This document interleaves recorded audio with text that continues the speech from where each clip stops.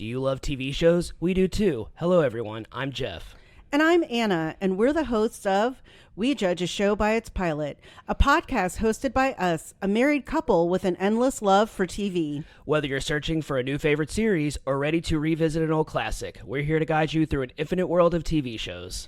Each episode, we watch and discuss the pilot for shows while also sharing personal stories that parallel the storyline. So if you're tired of endlessly scrolling and not sure what to watch next, tune in and let us do the searching for you.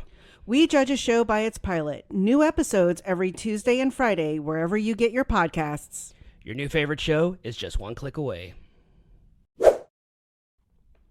Hello everyone, welcome back to our pod.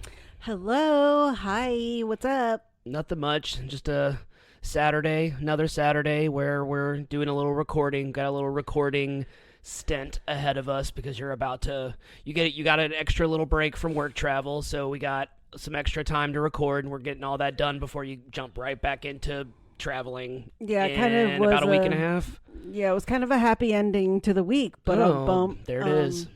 Yeah, I was supposed to be going to Arkansas tomorrow, Monday, and Tuesday. However, winter is here all over the South and Midwest and wherever. We did the Game of Thrones episode at the perfect time because winter has come. Yeah, and so the Atlanta airport was chaotic yesterday. Arkansas got a lot of snow. So when I usually fly, I go through Atlanta. And then my contact there actually sent me a message because she was concerned about me traveling, of just getting stuck somewhere and, not being able to go. And so we talked it out and we decided that I was just going to do the training on Zoom. So that ended up working out. And I kind of, told you, I said, I feel like I got 72 hours back. Yes. Because traveling time to me is just dead time. I can't do anything. I can't be on my computer really. I can't make phone calls because I wouldn't do those in public. It's not like I can really do a lot of work when I'm in flight or in airports. And so that to me is just a lot of time suckage. So I'm, happy to be able to just do it from home and have that time. Well, good. I'm glad because you don't have to leave and you also don't have to travel in crappy weather, which would worry me because I was looking at, I don't think it's going to snow up in Arkansas right now, but it's going to be down to 20 degrees or something like that. I think it all kind of semi-melted, but she was also concerned about once it melts, it gets really icy. Gotcha. And obviously Arkansas is very hilly and mountainous. And so I'm glad I'm home. I do have another work trip. The following week, I leave on the 22nd. So I have about a 10-day kind of little reprieve. Gotcha. Yeah. All right, well, we are continuing new beginnings and fresh starts with one of our favorite shows, show that we both love. One of the first shows I ever introduced you to back before we were even dating, when we were just hanging out and being friends and pretending like we were just friends. And we weren't fooling anybody. And so I remember showing you this because I was like, there's a very specific episode. You and I both love The Real World, and that was one of our first big things that we talked about. And there is a episode of Happy Endings in the third season that it kind of revolves around the real world. And it's also a really funny episode. Yeah. Oh yeah. And since it's a sitcom, it's really easy just to watch a random episode. You don't need to know much of the backstory. But then as soon as I moved in with you, we watched the whole series.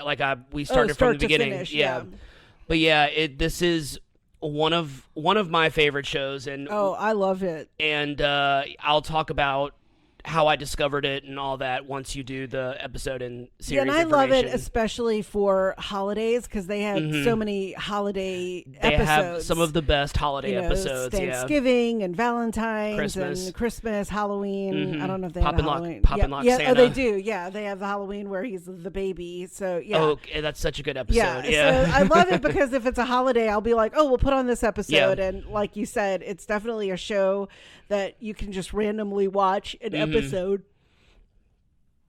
All right, so we're getting started. Go on ahead. All right. Happy Endings pilot. Happy Endings was an American sitcom that premiered on ABC on April 11th, 2011, and ended on May 3rd, 2013.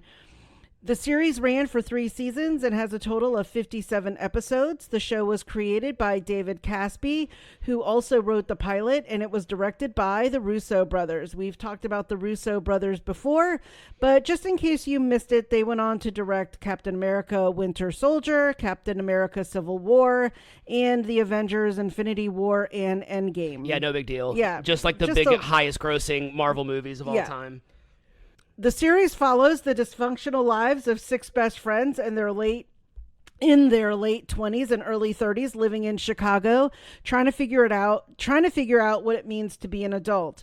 The cast includes Eliza Coupe as Type A Jane Kirkovich Williams, Alicia Cuthbert as the ditzy Alex Kirkovich, also Jane's younger sister, Zachary Knighton as daydreamer Dave Rose, Adam Pally as slacker Max Blum, Damon Wayans Jr. as the lovable Brad Williams, and he's also Jane's husband, and Casey Wilson as the outgoing Penny Hartz.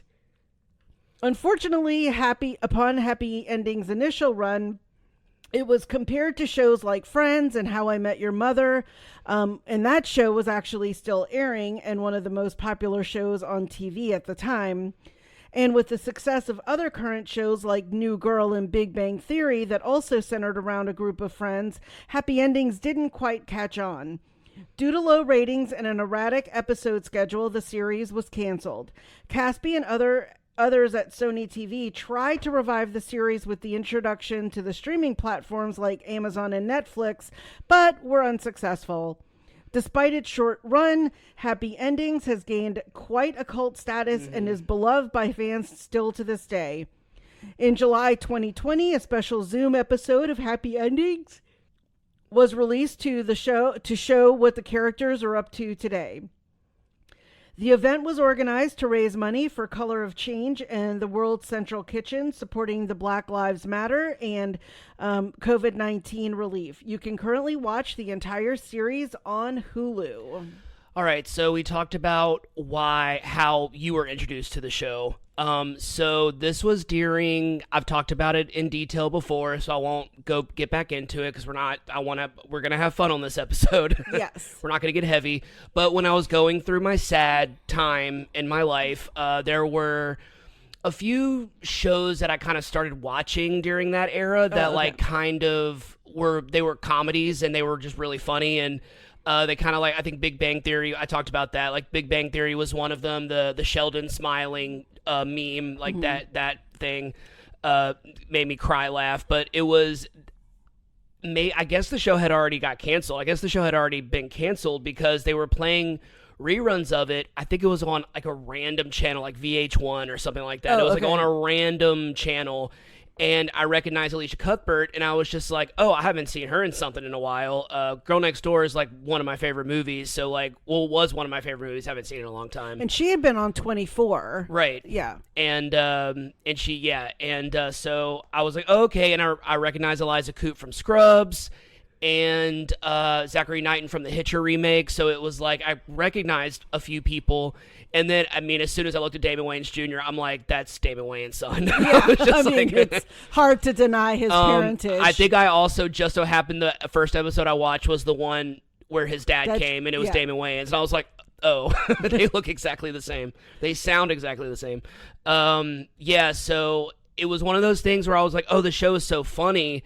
And I went and looked it up, and it was canceled already. Oh. And so I was just like... a little late. So I maybe it was on Hulu at the time. It was when streaming was like really new, and because this was like 2013. This was like right after the show got canceled, and I remember I found it somewhere, but then I was like they didn't have all the seasons, and so I was like, okay, so I might have to cut this out. I downloaded it, and so we have the whole season now, but.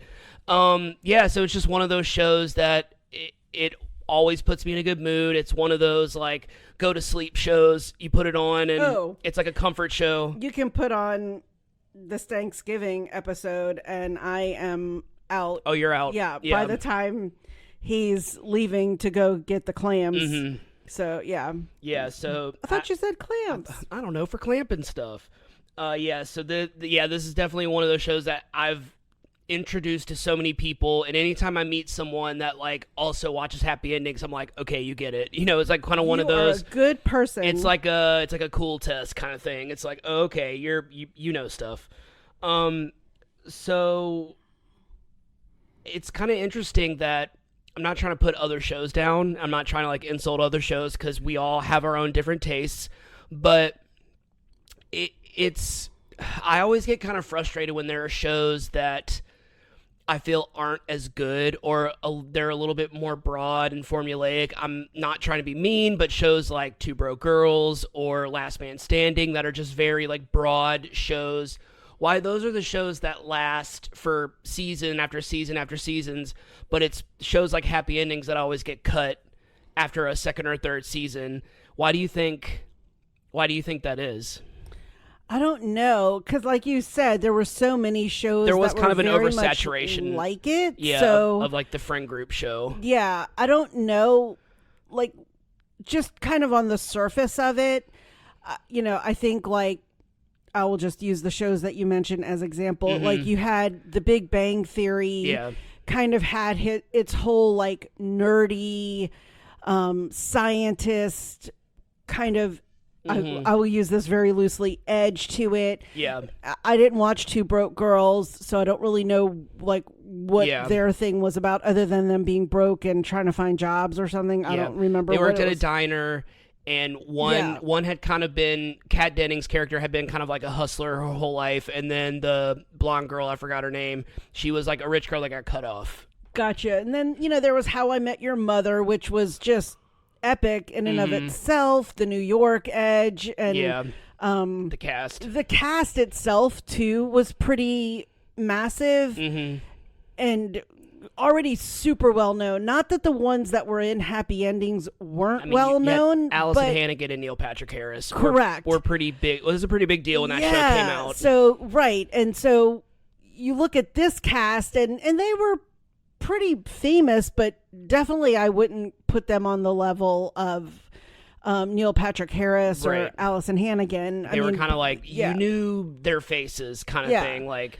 so I think maybe they just suffered from the like, okay, you're not like the least popular kids in the school, but you're not the most popular kids. Like, and who can we afford to cut? Right. And now that I think about it, Happy Endings was very niche in that, like, it was very reference heavy. There was always like a reference for something from the 90s, something from the 80s, and it was like they reference like fashion trends. And I think today Happy Endings would be more successful because we're so like nostalgia obsessed now, but like maybe back in 2011, 2013 that wasn't as prevalent as it is now. Because now, I mean, like, everyone my age, all they ever type about and post about is, remember when we were kids and blah, blah, blah. Like, it's, maybe it was just ahead of its time. But, yeah, it definitely, watching it, just the 57 episodes, it's not better than How I Met Your Mother or Friends or New Girl. Those are all great. Those are all fantastic shows. Big Bang Theory, those are all great shows. Right. It's not that. But, like, I just feel like Happy Endings is just a little bit more, like, you're just a little off-center with your sense of humor. I think maybe it's just a little... I just mean, like, Happy Endings is just a very specific type of humor where it's like you kind of have to get the references rather than maybe like How I Met Your Mother or Friends, where it was like just the humor was a lot broader. Okay. I guess. I mean, like, I'm just trying to think of, reasons why possibly what set Happy Endings like apart from the other shows that did last so long, but Happy Endings, fell short. It really just seems like it was just an oversaturation, and they were throwing everything at the wall, and Happy Endings didn't stick. It's just unfortunate timing. I don't know how to describe this, and I was kind of alluding to it just a second ago when I was describing the other shows. I feel like Happy Endings was extremely a good version of a situation comedy where Mm-hmm. like we've talked about, like every episode was unique of its own. Right. Like you didn't have to watch any other episode to know really what was happening. But in the other shows, like How I Met Your Mother, Big Bang Theory, Mm-hmm. it was all situation comedy, but there was like a thread. An ongoing story. Yes. Yeah. And I don't That's know true. if then that hurt it, Yeah. or because there was no tie-in It was just to too it. situational. Yeah. Yeah. That's a So good I don't point. know. I mean, Yeah, that's a good point. I kind of see that because Mhm. I never felt like there was any like ongoing like story other, than, I don't know. Yeah. Anyway. Yeah. Yeah. Okay. So I know that you claim that I am your only serious relationship that you've ever been in. Yeah. That I'm your only like serious. I know I'm your husband, but like boyfriend. Yes. So you probably don't have a lot of breakup stories. I kind of have like one little one. Okay. Yeah. So we're talking about breakup stories. Oh yeah, we're doing it. So in the pilot of Happy Endings, our favorite trope. someone gets left at the altar, which I don't want to witness that ever happen. Oh, God. But there's a part of me that was like, dude, if I went to a wedding and that happened, I would be very sad for everyone involved, but I'd also like be telling that story for the rest of my life. I would be like, I went to a wedding once and someone literally left the altar, like I'll straight out of a actually movie. say there are a couple of weddings that I've been to and been in that I was like, I wish this wedding wasn't happening. Yeah. And actually the ones I'm thinking of, they have since ended. So Right. Well, yeah. Anyway, so we're talking about breakups. Yes. So my breakup story. So one was, so I dated this guy when I was a junior in college. I had met him through mutual friends. He wasn't Greek. He was from Arkansas. I'm not going to say his name. And we dated. I invited him to an AOPI party, but I kind of also knew he was dating like another girl. Like we weren't totes exclusive or anything. Gotcha. Well, I had another, like we all kind of had the same friend group, and that was the semester that my dad died. And so the night before actually that my dad died, we had gone out, and I didn't really know at this point that my dad was super close to dying. My parents had kept a lot of stuff from me, mostly because they didn't really want me to like freak out and drop out of college. Right. And so the night before my dad died, I had gone out and I was staying at a friend's, and he was with me, and then another couple was with me, and I won't say her name because she's part of the breakup story. And so we were all hanging out at our friend's trailer. We spent the night. And so the next day, my sister and my brother called to tell me that my dad had passed away. And so the other friend, not the one who owned the trailer, but the friend who was there with her boyfriend, had kind of walked around campus with me as I was telling like my professors and administrators who like were over the clubs that I was in that my dad passed away. And so she had really been there for me that whole day. And, she was there that night before. I left for Thanksgiving holiday early because Thanksgiving was the next week. And so I had taken off like 10 days for Thanksgiving break, and I came back after, and, of course it's, if you have a friend who their parent has died, it's always very awkward in the sense of like, what do you say? What do you do? Like, how do you console them or just start talking? So especially when you're that young. Yeah. Especially when you're like 20. So I came back and I could tell like the guy I was dating and then that friend who had been hanging out with me the day that my dad died, like things seemed like really weird. Okay. Like I just felt like things were off. But I knew he had been dating someone else as well. Like we were not exclusive. So it wasn't that, but I could tell like when we were all together that there was like this sort of chemistry between them that you could like cut with a knife. Like Gotcha. it was heavy.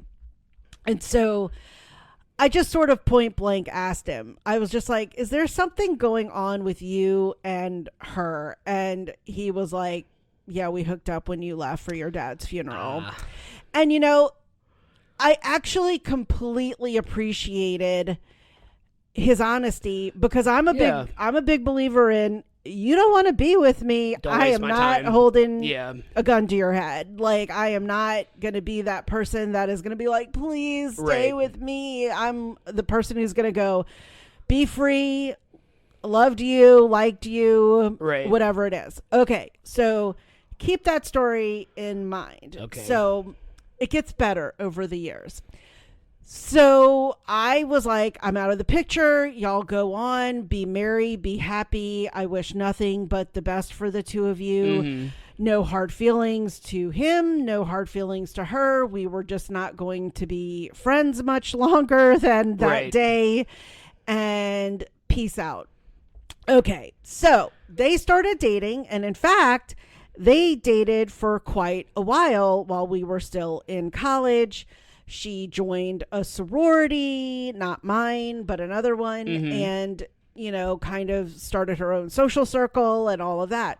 Well, there was one girl who was in her sorority that sort of really did not like me. That guy and I also had another mutual girlfriend, and she and I were still friends, and we actually are still friends to this day. And so her name is Diana. And so Diana and I, you know, she was just like, he was so stupid. I don't even know what he's thinking. Like, you were probably like one of the nicest people, but that's who we wanted to be with. And I'm like, yeah, again, no big, you know, no skin off my back. I'm good. So one night, Diana is out at a convenience store. And mind you, this is maybe like a year or two later. This is like 91 or something, and she's at a convenience store, and his girlfriend, again, I'm not saying her name, and her sorority sister, who did not like me for whatever reason. I had like never run in any circle with her. I guess she just chose not to like me. We're at the convenience store where Diana was. And so Diana had stayed friends with him and his family because they were from, like, I think the same hometown. Gotcha.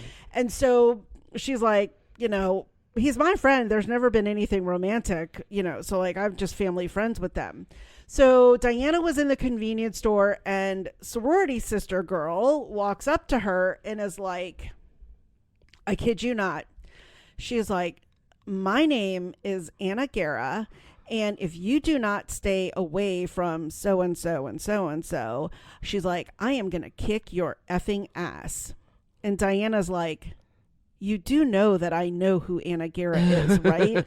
And she was just like I was like, I don't know why she wouldn't have. I mean, we went to a very small college, small town. And again, my name is pretty unique. Right. And you know, there were not a lot of like Spanish girls or whatever. I don't know.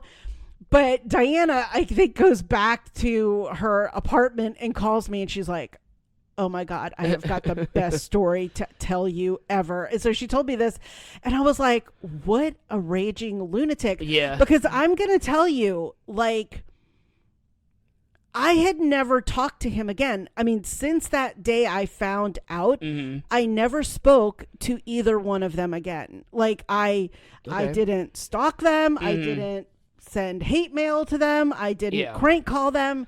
And so it was really funny because I was just like, why am I even being dragged into this as a fake person? And so when Facebook came around, I remember Diana friended me on Facebook. We had lost touch just because that was my generation. We didn't have a way of keeping a lot in touch. And Diana found me, and she's like, is this the real Anna Guerra? And so I was like, yes. And so it's a joke. I don't know if she's posted it lately, but she always comments. I always comment on her birthday, the real Anna Guerra. That's funny. And so that was, I just will never forget that. So I have had attempted identity theft back in the 90s or the 80s or 90s. Yeah, it was a couple years after we broke up, but it was just funny because she was just like, I know who Anna Guerra is. Like, you are an idiot, Yeah. and I will talk to and be friends with whoever I want, you lunatic. And so it was crazy. But that was just, I still don't know why they used my name in the story to threaten her. I mean, I didn't have anything to do with him. Like, if you're upset or you're threatened by her, like, you go fight her. You know, like, why do you have to use my name in it? So it was just funny. I guess they were trying to, I don't know why they used my name, but that was my funny breakup story. Okay. But I know that was kind of long. That's my only real good one. I mean, I don't count like high school ones. I mean, those are, I mean, I never really super dated. I guess I have one more unless you have another one that you want to. I have a whole segment planned, so Can I do my Go one for more? it. Okay, so I did date sort of one guy in high school.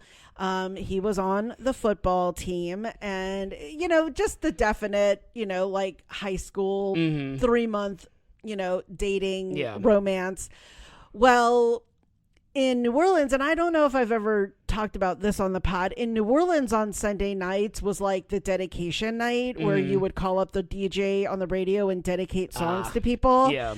And it was a big thing in the 80s to like listen to that on Sunday nights, probably while you were doing your homework for Monday. You would listen to all the dedications to see if you heard anyone you knew or whatever. And apparently someone called the radio station and pretended to be me to break up with the guy that I was dating. Oh my God. Again, people just are impersonating me all over the state of Louisiana. And so it went around like wildfire. And so I remember like the next day at school, he came to find me and he was like, well, I heard you broke up with me over the radio. And I was like, okay, first off, if I'm going to break up with you, I'm going to break up with you to your face. Yeah. I'm not going to call up a freaking radio station because I'm trying to think of what the song was. I can't sing. I've said that before on this pod, but it was like the REO Speedwagon song. Okay. I Can't Fight This Feeling Anymore. Oh, yeah. And is that a breakup song? I don't remember, but I think Kinda. it was. I think it was that song. And I was just like, I'm going to choose a much better song than that. Like, I don't know. And I just was like, if you think that was really me, then we don't really need to be in this relationship anymore anyway, because I would never do something like that. And I would hope you would know me better than that. And so that was my one other breakup story of me breaking up with someone that wasn't even me. That was someone pretending to be me. And we found out later that it was actually a girl that liked him that also went to our school. She was the class ahead of us, pretending to be me, so to try to break us up so she could go out with him. But, so I guess, it worked because we broke up. We didn't date anymore after that. All right, I'm ready to hear this. Okay, oh my God, do you have a list? Of course I have a list. Oh my gosh. So I am going to be John Cusack from High Fidelity. I'm going to talk about my top 5 breakup. Ooh, okay. So I'm doing this not so much like the worst breakups, the ones I was heartbroken over, because no one who wants to hear about that. Okay. Some of them were, but like I'm going by like most embarrassing breakups. Ooh. This is what I'm doing. So the first 2 I'm just going to kind of mention because these were the 2 that the first one I'm going to talk about was the first time I got I would say the first time I really had feelings for someone. I was in 11th grade. Once again, it was puppy love, 3-4 months long. I thought I was in love with this person, and she broke up with me over the phone. And I was devastated, and I remember like I hung up on her and she kept calling, and I just remember being like, you already broke up with me, why do you want to talk to me on the phone? Like, and I was like, I remember like I will say it, I was crying, and it was just I was devastated, and well, I had, and speaking of, I had my little Tootie Skeeter, so he snuggled with me, I'm sure. He comforted you. Yes. And so another one I will talk about, so this is the only real one from my adult dating, because when I really was dating and when I was single, it was during like the dating app era. So I mean, I'm ashamed to admit I did ghost girls, and I had been ghosted before, so it was like I think that was kind of what mostly happened, and I don't even consider those like relationships. Those were just kind of like, had you ever met the people? some of them, yeah, some of them, yeah, but I mean, like, so most of my adult dating was just kind of like very casual. So it was I was in one long-term relationship in my 20s, in my late 20s, and yeah, that relationship ended. I broke up with her, so it was like I broke her heart, but then she was dating someone in like another week or two, so it really wasn't that heartbreaking. So this was the first relationship I was in after Mary Jo passed away. Oh, okay. And I doubt I doubt the girl that I dated is ever going to listen to this. Okay. But just in case, I just want to say I do not harbor any ill will. I don't harbor any, like, I'm not mad about it or anything, but I might sound mad when I talk about it in a second. Okay. But I'm not actually mad. I just, I get really passionate when I talk. Okay. So this was the first relationship after Mary Jo died. This was a big deal for me. Like, this was a big deal that I like had feelings for someone, and she had feelings for me, and we really got along, and it was like I felt like attracted to her, and I was like, I want to get to know this person. And I very much told her at the very beginning, I was very straight up with her. This is what I'm going through. She already knew all of it. We worked together, so it was like she knew my backstory. But like I kind of just repeated it. I'm like, look, this is what's going on. If you just want to be friends, or if you just want to be casual, if you want to be friends with Ben, like whatever, just like tell me, but don't be like, I want to be in a relationship with you, and then just kind of like flake out on me. Right. And that's just what I didn't want to, that's what I couldn't handle at that time. But she was like, no, I like you. I want to see where this goes. I have feelings for you. I want to be in a relationship with you. So I'm like, okay. So we were together, and about a month goes by, and then all of a sudden, you talked about the 7-year itch. I would jokingly call it, in my dating history, it was the 30-day itch, because it seemed after a month or two of being in a relationship, they would just get like tired of me, I guess, or like they would just like, something would just change and something would shift. Yeah, and you've talked about that with me. I don't know what it is. I reached a point where I'm like, there has to be something wrong with me. Like there has to be something that I'm doing. But so we worked together. We worked at the same place, and I was in my car. It was about maybe like, not even 10 minutes before my shift started. And I was in my car going, doing something on my phone. I get a text message from her. She breaks up with me via text 5 minutes before I go into work. And like, what does a text say? What did it say? Yeah. Well, it was just like, basically it was like, this just isn't the right time for me, and I'm really sorry, and I think it would just be best if we broke up. And all I remember is I got so mad. I was like, so just to let everybody know, it is very hard for me to express anger. I am a very emotional person. It is easy for me to feel in my feelings, but the one emotion that I've always had issues with is anger. I don't have like anger management problems, but it's just like, well, I don't have anger. It doesn't get out of control. I'm not like that type of angry person. I just have trouble getting angry about stuff, because I just know at the end of the day, it doesn't matter. Like at the end of the day, like it doesn't matter. And if for anyone who knows me, who's like, why don't you ever get mad about stuff? That's why. Because I'm just like, anger is such a like difficult emotion for me to channel, and so I just choose to get upset and I just choose to get sad, or I choose to like be self-deprecating or self-loathing or whatever, like. But it was in that moment where I was like, no, this feeling I have is anger. And because it wasn't like she didn't know, or I didn't communicate any of this with her. Like I told her, like, I'm in a situation, and that should have been my clue that I wasn't ready to be in a relationship. But I didn't know that at the time. But you love like, love. Like, I do. And yes, I love love. And I'm just one of those people, and I don't like getting angry, but in that moment I was angry. And I remember It was in all caps. And I'm going to have to bleep it, but I was just like, you know what? Fuck you. And then I blocked her, and then I quit that job that we worked at together, and I went back to George's. And it was just like, yeah, I was like, so and of course, like, she tried to paint it like I was the immature one because of how I responded, but I was just like, I don't care. Not mad about it anymore. Just one of the few times that, like, anger really took over, and I really couldn't control. Can you give me a clue as to which one it was? Was it? Yeah. Okay. Got it. Yes. All right. So the rest are more publicly embarrassing. Oh, okay. So, and these are from my youth as well. So these aren't like adult stories. This is when I was a kid. So at my 14th birthday party, I had dated this girl that I went to school with at the very beginning of the school year, because my birthday's in October. Yeah. At the very beginning of the school year, we dated for like a month or something like that. And I was just like, at the time I was in the Baton Rouge Children's Choir, and there was another girl in there that I had a crush on. Aww. And so I broke up with the girl I went to school with to ask out the girl that I was in choir with.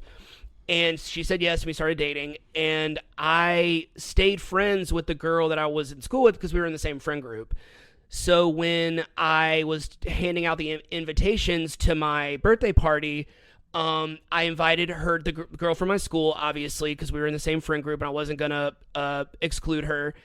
And she was like, oh, I'm grounded. I can't go to your party. So I'm just like, okay. So I was just like, so I went and invited all of my theater choir friends, because I'm just like, okay, cool. Like I can kind of like have this. I don't have to worry about that that awkwardness.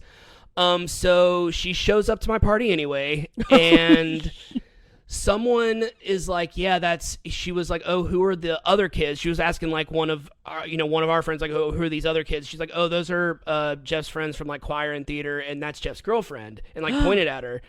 She was like, how long have they been dating? And he didn't know. I think he just said, I don't know, a few weeks. We had been dating for like not even like 2 weeks or something like that. Like we just started dating. And that was why I almost didn't invite her to my birthday party, because I didn't really know her. But then one of my other friends, who didn't even go to the party, told her about it. So then I kind of like had to invite her.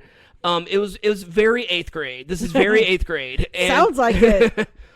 And so the girl that I went to school with comes up to me and just like kind of calls me out. She's like, how long have you had a girlfriend, Jeff? I'll never forget it. And what made it even worse is that there was a camcorder involved. And so this was being recorded. Was it like it just standing there recording the party? No, it was like I had a camcorder, and I originally had it just like filming stuff. And then like one of my other friends had grabbed it and was filming stuff. And that was when all of that happened he got like my full reaction, like on camera. I'm like, great friend. Is there a VHS of this somewhere? No, it was destroyed. I didn't even keep the tape. Darn. No. And so it was this very public like thing. And I was like, we haven't even been dating for 2 weeks. She was like, you broke up with me 2 weeks ago. I'm like, no, I didn't. We broke up like a month ago or something like that. And because I was like, I wasn't like breaking up with a girl being like, I got this girl next. No, it took me like 2 weeks just to get to talk to this girl. Like I wasn't that guy at the time. Yeah. So yeah, that was not my first public kind of. And then the girl that I was dating kind of came up to me. She was like, did you date her before me? And I was like, yeah. Did you date us at the same time? And I said no. And the girl that I went to school with was like, he's lying. Like, he's a liar. And then the girl broke up with me in front of everybody, and it was on camcorder. That should be the most embarrassing breakup I've ever had, but it's not. There's more. I have 2 more. Okay. Yeah, so I dated a lot. Even I was girl crazy. I don't think anyone's I think I've said that before on the pod, so this isn't a surprise, I'm sure. And I know about most of these. Yes. So yeah. Maybe you don't know these because I was like middle school age during kept this. Stories from me? Yes. How dare you? Okay, so there was a girl that the church that I went to, there was like a really big youth group, and a lot of them, I was like friends with a lot of them, and we would do these like weekend retreats where we would like all stay at someone's house, and we would do these like skits, we do these blah, blah, blah, Bible studies, all that stuff.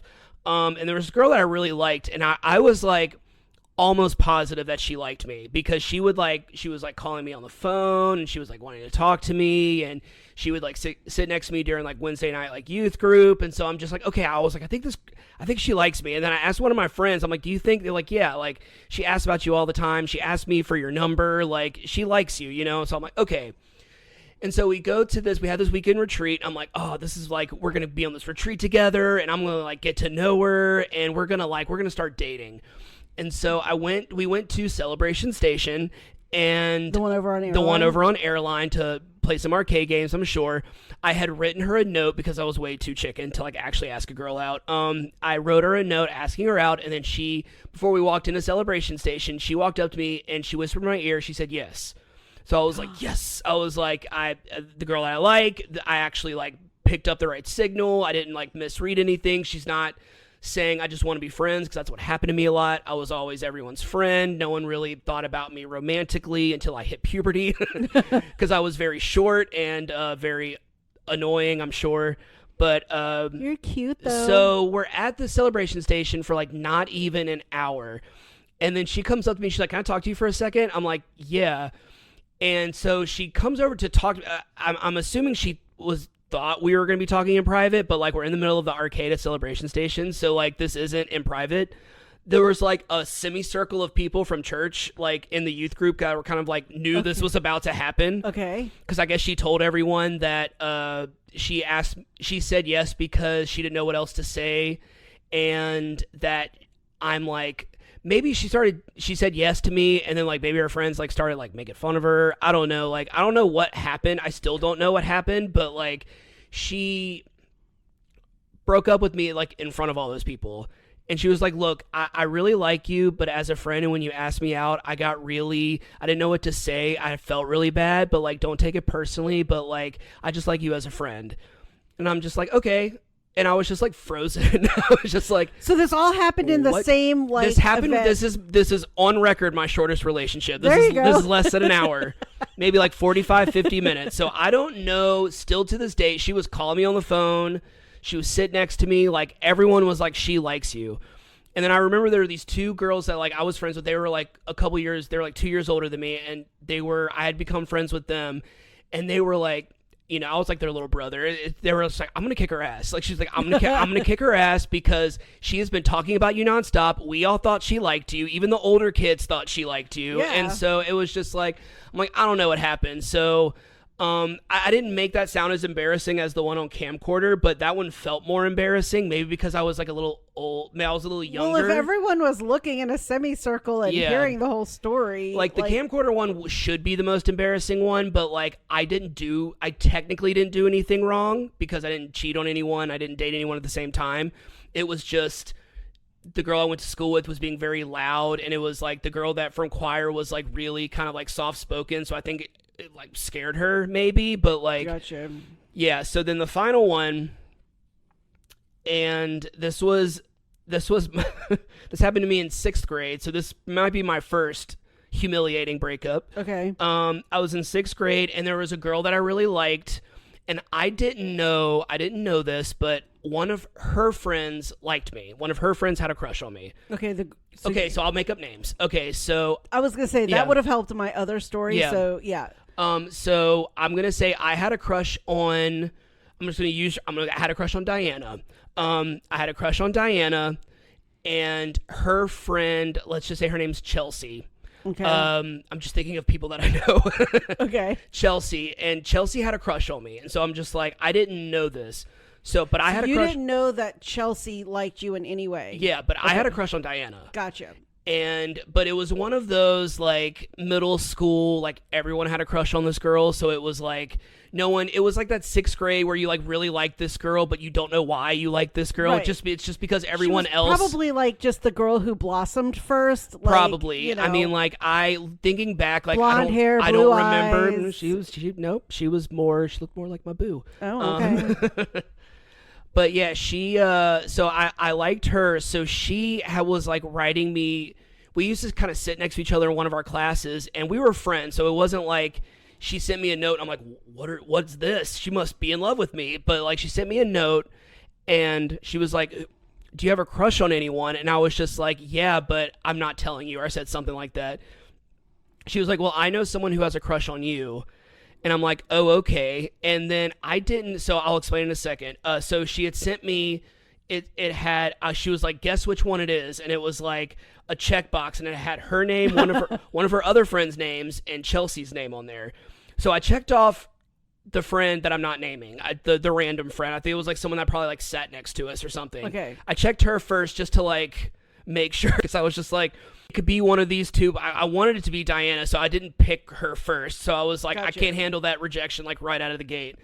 So I hit that check, and then she wrote back no. And then I checked her name second, and then I wrote like a question mark next to it. I did something to signify like, please let it be this. Like, maybe I remember like in some way kind of insinuating that like I wanted her to be the one that had a crush on me, not knowing that. And it's funny because we just watched Sex Lives of College Girls. This was a little test that they were doing. Yes. Okay. And she was trying to find out if I had a crush on Chelsea, but that's a really weird way to do it because she's saying, guess who has a crush on you? So it was like once again, very sixth grade mentality. Oh yeah.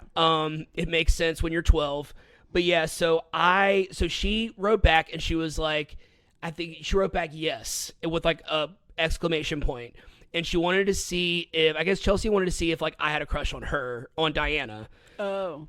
So, because I think she thought I did. And I was like, my reaction. So, by the way, I forgot to mention, Chelsea's in our class. So she's like not sitting next to Diana, but like kind of near. She knows this is all transpiring. She knows this is all going on. And now looking back on it, I feel bad for Chelsea now, because back I was just thinking about how embarrassed I was, but like I got like my reaction, I got like really excited. Like I was like, I thought the girl that I had a crush on had a crush on me, and I got like really pumped up, and I like wrote back like, I love oh my you. God, I like you so much. I've liked you since 4th grade and blah, blah. Like I did this like 2 paragraphs worth of you know how I am. I like, know. You're journaling, so yes. Exactly. Yeah, this was peak journal years. And she was just like, I like you too. I think she like realized what she had done, and then she had realized that like she probably shouldn't have done this. So she kind of played along. It was like the last class of the day. I think it was like one of the last classes of the day. She kind of played along, and then she called me that day and was like, I'm really sorry. I don't like you. And I was doing that because of, I wanted to see if you like Chelsea because Chelsea likes you. And I was just like, so you don't like me? It was just the most like, it was a really weird way to be crushed, because I was like, I wasn't mad at her because I liked her. So it was like, I wanted to be mad at her, but I was just like, no, this just sucks. Like, this is just like really embarrassing. And now I have to be in this class with all of y'all. And so now I go into class the next day, and she like is trying to talk to me in class. I'm like, nope. I was just like, I didn't talk to her. I was just like, she would pass me. I remember one time she like passed me a note, and I like looked at her, and she had like my name on it, and I just like went like that, and I was just tossed like, it. Yeah. Yeah, I was being my dramatic self. But yeah, that is, and so then I forgot about the ending part. So then, because I was ignoring her, because this is middle school, because I was ignoring her, then she started to like me. Well, of course. And I remember it was like not even a week later, she called me and was like, hey, turns out I have a crush on you. I'm like, I don't care. I was just like, I don't like you anymore. I said something really mean. I was like, I'm sorry, I don't like you anymore. And she's like, okay. And then she didn't talk to me for the rest of the year. So yeah, those are my breakup stories. They're not terrible. Breakups aren't nearly as, you don't want to talk about the bad breakups. So, like, those are the ones that I'm not going to talk about on the pod. These are, I will say, the most memorable breakups I've ever had. So I kind of had one that I will say, it was no one ever that I dated. So it's kind of a weird story. So Okay. it transpired from about 1987 until about 2015. Jesus. Yeah. So this is a very bizarre a bizarre Anna crush story. So in high school, I loved all the soccer players. I dated one my senior year, and then there was this one that I just had the mega crush on.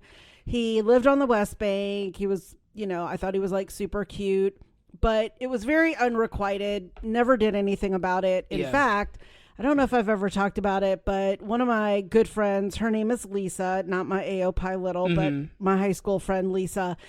Because, I didn't have a date to prom. She actually called him and pretended to be me. Again, identity theft. What is it? I don't know. That's actually kind of weird. Yeah. I kind of knew she was doing it, but then I wanted to kill her. So she called him pretending to be me and asked him to prom pretending to be me. But our prom was very odd. It was during the middle of the week. And so we couldn't really go with junior, sophomores, and freshmen because they had school. Yeah. So anyway, he couldn't go and nothing ever came of it. Nothing ever, I never talked to him. In fact, one of his cousins is in my high school friend group. So, very unrequited, never really saw him or ever talked to him during high school or college. Okay, fast forward to about 1998. I graduated high school in 87. So it's around 1998, and it's the advent of things like AOL and school websites and schools getting emails. And my former friend Colby from high school gets in people's business. It was his favorite thing to do. Sorry, bleep that out. And he had apparently gone to my high school's alumni website and entered in my contact information in the directory. I didn't even know that it had existed because that's how little I knew about the internet in 1998. So all of a sudden I'm logging into my AOL email and I see an email with high school crush's name and a very common subject line of "What's up?" And so I opened it and he's like, "Hey, Anna, it is so-and-so. And I saw your email on the Franklin alumni directory and thought I'd drop you a line. And, I'd always wondered what had ever happened to you. And, just kind of going into this diatribe of he had always wondered if we had ever gone out, it's 11 years later. And I'm reading this and I hit reply and I'm like, who in the hell is this? I'm like, what psychopath is emailing me pretending to be so-and-so?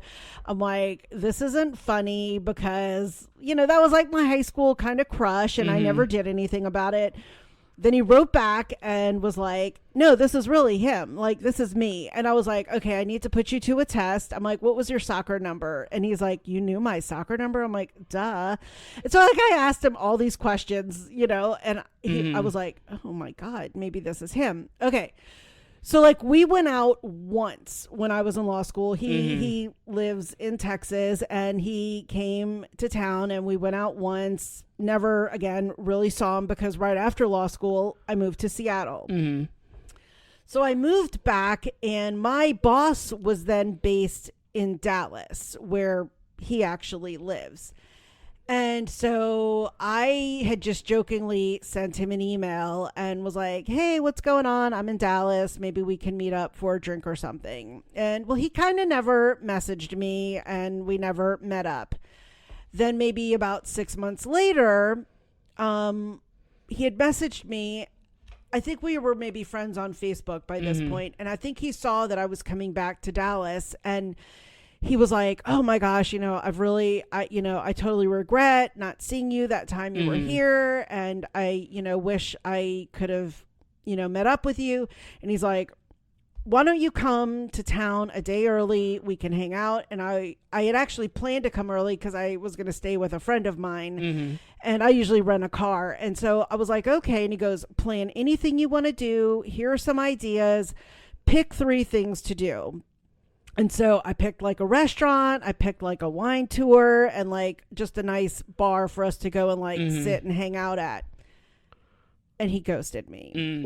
Total ghost. I was just like, That's weird. And I kind of felt bummed because initially I was like, he was the one who reached out. I was like, all of the times actually. So, well, minus the time I had gone there the first time and then he like didn't really respond. So I was just like, okay, so I make that trip, I leave, and all of a sudden I start seeing on his Facebook that, he had started dating someone. Okay. And so I was like, you know what? That's fine. Like, it's not like I'm going to move to Texas anyway. It was really just to like meet and talk to him or whatever. And so literally like a month or so later, the girl like totally dogged him and like just broke his heart. He was like all in and everything. And I just was, I sort of remember going, karma's a bitch, and so he never messaged me again. I mean, we're still friends on Facebook. I mean, I'm still good friends with his cousin and, whatever. But like that one was funny because of the longevity of like the back and forth and the advent of things like internet, email, social media, and the way that you can contact people and see things kind of transpire over the years. Because it was, you talk about notes. So he knew back in high school that I actually liked him because I will say that I was kind of a lunatic and I had written song lyrics and had mailed them to him. I had typed them out so you couldn't see my handwriting. Gotcha. And I had mailed them to him. So when he had first emailed me and I was testing him, like that it was really him, I said, tell me something that only you would know that maybe I would know. And it was to test to see if he had gotten those letters. And he was like, you sent me song lyrics in the mail. And I'm like, it's you. I was like, unless you had told like a ton of people, like only he would have really, really known that. Yeah. And so that was, kind of like my ever unrequited high school crush. And he's doing good. He's in Texas where, no like hate or anything. And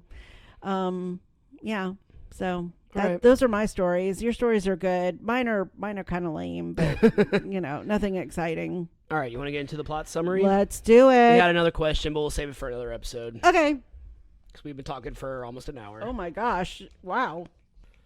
Makeups and breakups. All right. Happy endings, pilot plot summary. At a church, Alex and Dave stand at the altar saying their wedding vows, surrounded by their friends Jane, Penny, Brad, and Max. Before the ceremony can finish, though, a man arrives on rollerblades, screaming for the wedding to stop. He declares his love for Alex, much to the shock and horror of the group, and begs Alex to leave with him.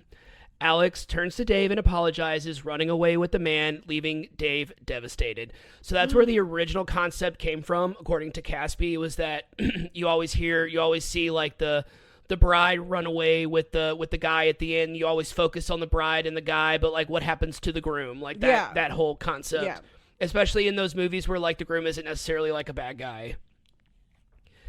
At a bar, Penny, Brad, Jane, and Max confer about how awful the ceremony was while discussing Brad and Jane's pre-pregnancy cleanse that cuts out all meat, sugar, and alcohol. Couldn't do it. Meat, I couldn't do. I can do without sugar and alcohol, but meat, can't do it.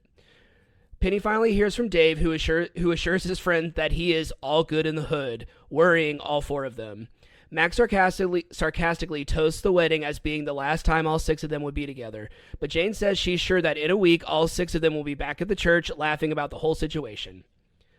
A week later, Dave lies curled up on the couch, surrounded by wedding gifts and half-eaten food, also singing and playing Closer to Find by the Indigo Girls on repeat, one of like my favorite cuts of seeing Dave curled up, wrapped in a blanket, singing Closer I Am to Find over and over again.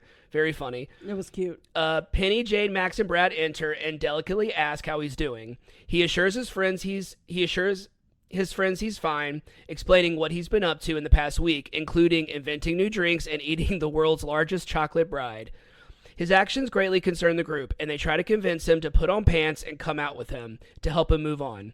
He insists that he needs to stay near the phone, hopefully suggesting that Alex will call. But Brad reveals that Alex went on their honeymoon with the rollerblade guy, prompting Dave to finally leave the apartment. At a club later that night, Dave dances with an attractive young girl as his friends look on, half amused and half disgusted. Dave sarcastically compliments the girl on her tattoo and begins to passionately kiss her to his friends' admiration and disgust. The next morning, Dave exits his room clearly hungover, hearing the doorbell ringing. He answers it to find that Alex has returned, sporting a tan, and slams the door in her face. Alex forces her way in and tries to apologize to Dave, but he refuses to accept her apology. He asks about the rollerblade guy, and Alex reveals his name, Bo, and says that she didn't do anything with him. Alex says that she had been having second thoughts for quite some time, and she felt Dave had taken her for granted, such as the time he gave her $40 for Valentine's Day, which I think my boo would be happy with that. Oh, yeah. I love cash. Dave assures Alex that she is the only girl he's ever liked and says he couldn't even imagine being with another woman again. It's at that moment the girl from the club exits the bedroom completely naked, asking if anyone has seen her tongue ring. How 2011 is that? Totally. Rendering both Dave and Alex speechless. The next day, Dave, Max, and Brad begin to help Dave move out of his and Alex's apartment and into Max's. Max expresses excitement at having Dave as his roommate, but the two are interrupted by Brad's disgusting cabbage smoothie. He reveals that the cleanse is disgusting, telling his friends he's already lost 11 pounds in one day. Max asks Dave if Dave will be coming to Penny's 30th birthday party, and Dave assures him that he will, promising that he'll handle the situation with Alex like an adult. Later that night, the group gathers at the bar, preparing to celebrate Penny's birthday. Dave arrives with the girl, exciting Max, but horrifying Jane and Alex. Dave brings the girl from the club. Dave taunts Alex by aggressively kissing the girl, Jackie, in front of her, greatly upsetting Alex. Jane tries to assure Alex that Jackie means nothing to Dave, but she dismisses her, leading Jane to ask the waitress to bring her vodka disguised as water for the rest of the night. So Jane's immediately not on the cleanse now because she needs to drink in order to get through this dinner. Right. Penny suddenly arrives with her new boyfriend Todd and introduces him to the group. Most of the group is excited to meet him, but once Todd excuses himself to the bathroom, Max tells Penny he's sure Todd is gay. Penny denies this, but Max points out that she had no idea that Max was gay when they dated in college. Brad arrives carrying several 30th birthday balloons, congratulating Penny on turning 30. The group gives him a dirty look, and Todd says that he thought Penny was turning 26. Oh, yeah. Penny confirms the lie and gives Brad a pointed look, greatly confusing him. At this point, Jackie interrupts, revealing that she's still in high school, shocking the group and horrifying Yeah. Dave. Later, the group eats dinner in tense silence. Brad attempts to steer the conversation towards Penny and Todd, asking how the two met. Todd reveals they met on J-Date, once again confusing Brad until he realizes that Penny has again lied to Todd about being Jewish. Because J-Date, I don't know if anyone remembers that, it was a dating app exclusively for Jewish people. Wow, okay. Jane then attempts a toast to Penny and Todd, but Dave and Alex interrupt and throw insults at one another about their recent breakup. As things get more and more tense, Alex tearfully reveals that she ran away because Jane scared her right before the wedding with talks of kids and moving to the suburbs, causing Dave to begin. That causes Dave to start fighting with Jane. Brad tries to defuse the situation, but inadvertently discovers that Jane hasn't been following their cleanse, much to his annoyance. She angrily storms out after chastising Brad and Alex, leading Brad to walk out after her. Dave sarcastically congratulates Alex for ruining everyone's friendships, while Alex sarcastically congratulates Dave for banging underage sluts. Jackie angrily tells everyone she's 18, before throwing her drink in Alex's face and storming out. At this moment, several waiters arrive carrying a large cake with a 30 candle on it for Penny. Todd asks Penny one last time if she is in fact Jewish, causing her to reveal her lies, and storms out after destroying the cake. Todd soon follows after Max insinuates he's gay, leaving just Max, Alex, and Dave at the table. Max congratulates the two on ruining the birthday and leaving the two sitting at the table, ashamed of what they'd done, alone. Outside the restaurant, Todd awkwardly bids Penny goodnight, causing her to think Max was correct about him being gay. The next morning, Max, Penny, Jane, and Brad eat breakfast at a diner, expressing their sadness that all 6 of them can't ever be together again. They're surprised by the arrival of Dave and Alex, and Dave reveals that the two worked on their issues a bit the night before, and Alex notes that she and Dave agreed to keep the issues of their breakup between the two of them, saying that she doesn't want to be the reason that the 6 of them can't hang out together. They sit down, and Alex reveals a cake to replace the one from the previous night, this time with a 26 candle on top. As the group heckles Max for his weight and eats the cake, Dave and Alex share a look at one another, smiling as they enjoy being with their friends again. End of episode. End of episode. So, I don't think... I forgot how long Dave and Alex were together before, because they'd known each other since they were kids, but... I don't think I could just, like, casually hang out with my ex in my friend group. I think I would just have to be like, I'm sorry, I can't do this. I know it's a sitcom, I know it's a show, but, like, realistically, I don't think I could do that. Yeah, no, I don't think I could either.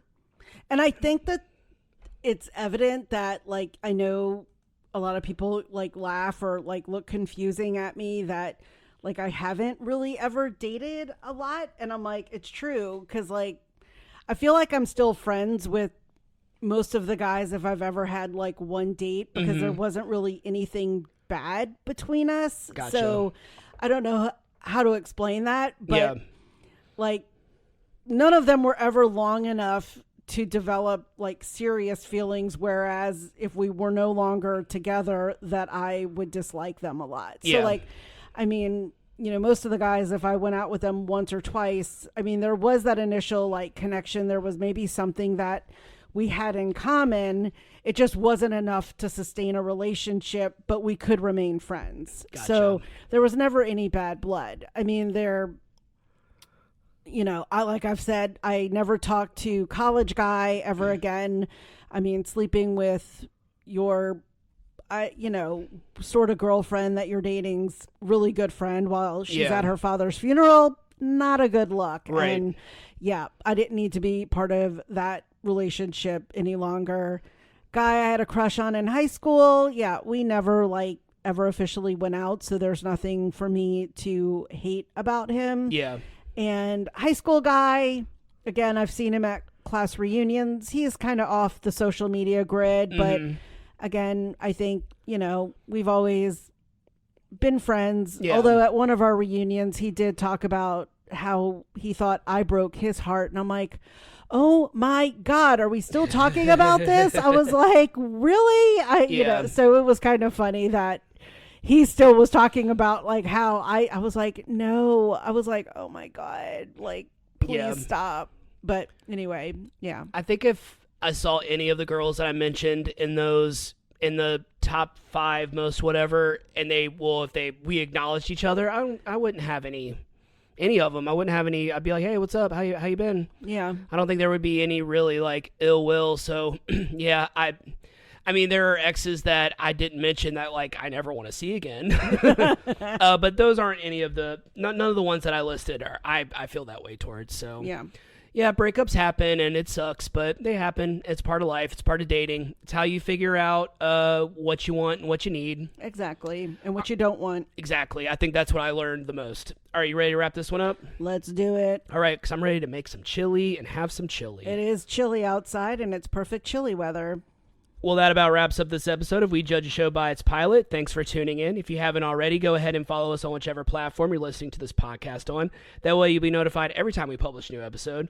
You can also follow us on Instagram at We Judge Pilot Pod. We're also on Facebook. You can leave us a comment, suggest a show for us to watch, or leave some emojis in the comments. You got a little list going. I do. I just started writing them as you were going through the pilot summary. Yeah. I have the bride and the groom, of course, the smiley face for happy, the heartbreak, the cocktails, any of the cocktails, the meat, sweets emoji, cash, cabbage, the water, the church. They do now have an actual coin emoji, so that is cool. for Penny. The rollerblades, any of the, I don't know why I wrote clothes. I don't know. Chocolate. The kiss emoji, the hangover face emoji, the tongue and the ring emoji. Nice. the birthday, like the cake or Yeah. the party hat, and then the dinner plate for the breakfast the next day Gotcha. that they're having. All right. Well, we are going to head out, but we'll talk to you soon. Thanks for listening.